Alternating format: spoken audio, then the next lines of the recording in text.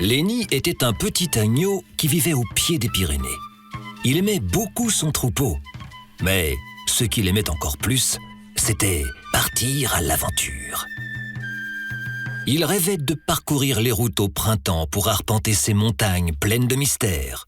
Pour patienter, il allait tous les jours dans la remise, où se trouvaient les cloches que l'on accroche aux brebis lors de la transhumance. On les appelle les sonnailles. Tous les jours, Lenny les faisait sonner. Elles produisaient aux oreilles de Lenny la douce mélodie de la liberté et de l'aventure.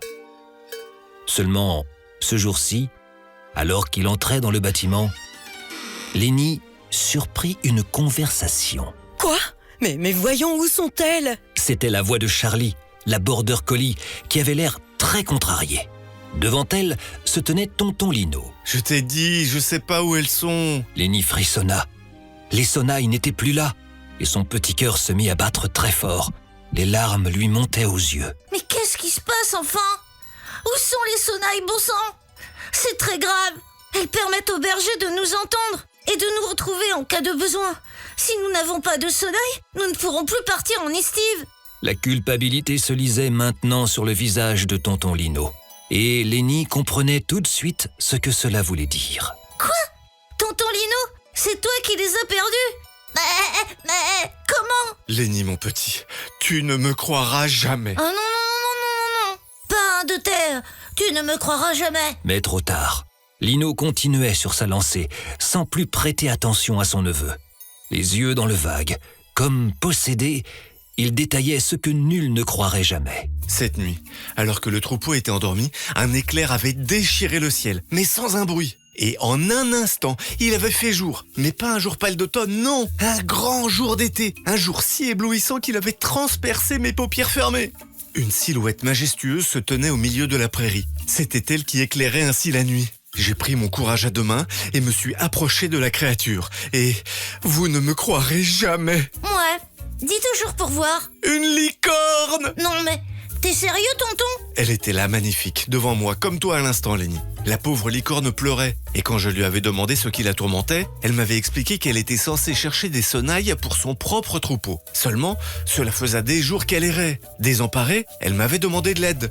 Je suis un grand sentimental, vous me connaissez. J'ai été si ému par sa requête que je lui ai donné nos sonnailles. Lenny et Charlie regardaient tonton Lino, l'air hagard. Et c'est comme ça que j'ai perdu nos sonnailles. De toute évidence, on ne saura jamais ce qui est arrivé à nos sonnailles. C'est hors de question qu'on ne passe pas l'été à la montagne. Nous n'allons pas laisser cette histoire de licorne nous gâcher notre estive. Charlie et Lino, vous venez avec moi. Nous allons en quête de nouvelles sonnailles. Ils se mirent en route pour Naï, où se trouvait l'un des derniers artisans fabricants des sonnailles en France. Ils savaient que, là-bas, ils pourraient trouver les meilleures sonnailles du pays pour leur troupeau. Le voyage de Lenny, Lino et Charlie jusqu'à Naï était déjà bien avancé. Ils avaient déjà traversé des collines tranquilles, des rivières rapides et des forêts profondes.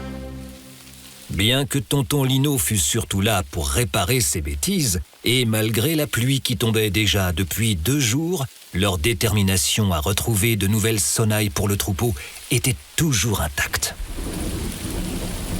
Au 3e jour, lorsque la pluie se changea en orage, ils durent traverser le Gave, le fleuve qui coulait dans leur région. Sous une pluie battante, Charlie puis Lino parvinrent à l'autre rive. Lenny, lui, n'était pas rassuré.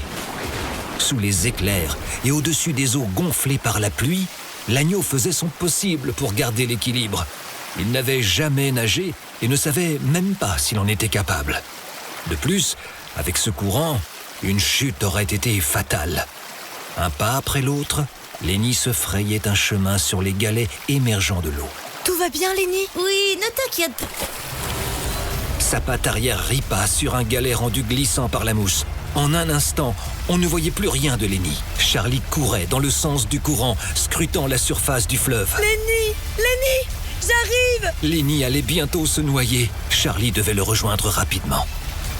Quand elle entrevit brièvement la patte du petit agneau dépasser des eaux, elle se jeta dans le fleuve. Ne t'inquiète pas, Lenny, je vais te sauver ! Lino ne voyait plus ni Lenny, ni Charlie.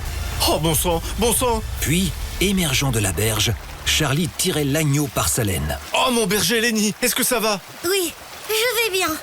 Charlie, merci, tu m'as sauvé. Ah, c'est ce que font les amis, Lenny, c'est normal. Piou, tu m'as fait peur. Et nous sommes tous deux trempés jusqu'aux os. Cherchons un refuge où nous pourrons nous réchauffer. Tonton Lino était encore sous le choc. Il oubliait même de suivre ses amis quand ils partirent. Ils avançaient quelque temps à travers la forêt en évitant les obstacles et en suivant les chemins les plus sûrs. La pluie avait cessé quand, finalement, ils arrivèrent dans une clairière où se trouvait une petite cabane en bois dont la cheminée était encore fumante. Enfin, nous avons trouvé un refuge pour nous réchauffer. C'est génial. Je ne peux plus attendre pour me réchauffer près du feu. Mais attendons, messieurs. Il se peut qu'il y ait quelque chose là-dedans. Elle s'approcha lentement de la cabane, flairant l'air pour détecter d'éventuels dangers. Un grognement surgit de l'intérieur. Elle recula en grondant. Il y a quelque chose là-dedans. Je sens une odeur de fourrure. Peut-être un loup? Lenny et Lino échangèrent un regard inquiet. Ils savaient que les loups pouvaient être dangereux et qu'ils devaient faire attention. Je vais jeter un œil. Restez ici et soyons prêts à fuir si je vous le dis. Alors que Lino se cachait derrière ses cornes, Charlie entra lentement dans la cabane, prête à faire face au danger. Quelques instants plus tard, quand tonton Lino n'avait presque plus d'onglons à se ronger, la border collie ressortit, suivie d'un petit renard aux longues oreilles. Tout va bien, messieurs. Ce n'est pas un loup, mais une petite renarde qui cherchait un endroit où se réfugier. Mais qui est donc cette petite renarde? Et pourquoi s'était-elle réfugiée dans la cabane? Lenny, Charlie et tonton Lino vont-ils réussir à ramener les sonnailles à temps avant la période des estives? Toutes les réponses à ces questions lors de notre dernière aventure de Lenny l'agneau. Podcast réalisé avec le soutien financier de l'Union européenne et de la région Nouvelle-Aquitaine.